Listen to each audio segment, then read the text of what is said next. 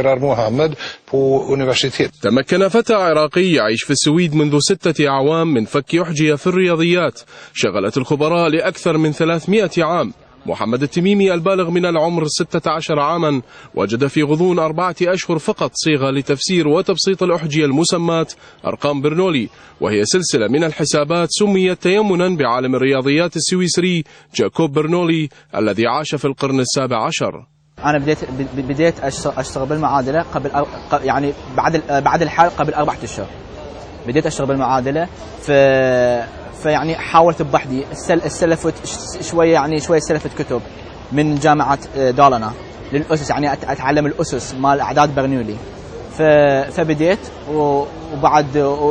بعد البداية 4 أشهر اكتشفت إنه هذا الحل توصلت إلى حل جديد.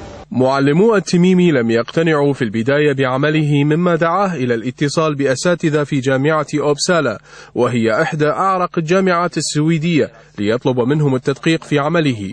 الأساتذة وجدوا أن حله صحيح وعرضوا عليه الانضمام إلى جامعة أوبسالا، لكن التميمي أشار إلى أنه يريد التركيز حاليا على دراسته المدرسية وينوي تلقي دروس مكثفة في الرياضيات والفيزياء خلال الصيف، لافتا إلى رغبته في أن يكون باحثا في الفيزياء أو الرياضيات. محمد التميمي بحل لمعادلة دانيال برنولي اللي هي معادلة differential equation تجد العلاقة بين السرعة والضغط وكثافة المائع على مختلف ارتفاعاته في الأنابيب، وهذه الطريقة المبسطة والسهلة اللي استخدمها محمد في حل هذه المعادلة إنما تدل على أنه محمد مشروع إلى عالم فيزيائي في المستقبل. إن شاء الله أنا أحاول هسه أطور نفسي بمجال الفيزياء، لأن أنا هم جاء أتعلم إنجليزي وجاء أطور نفسي بالفيزياء عشان إن شاء الله أوجد شيء جديد بالفيزياء إن شاء الله. شنو طموحك؟ أكون عالم باحث رياضيات وفيزياء.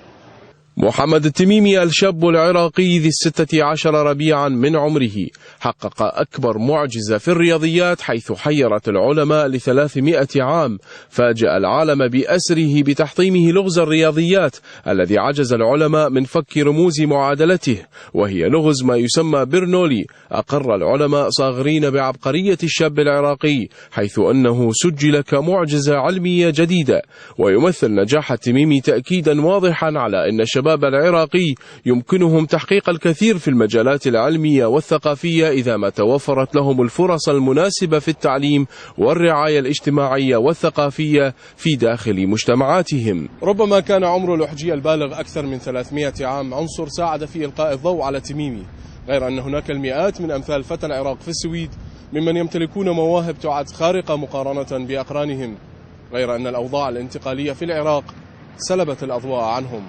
علي طالب، قناة الحرة، ستوكهولم.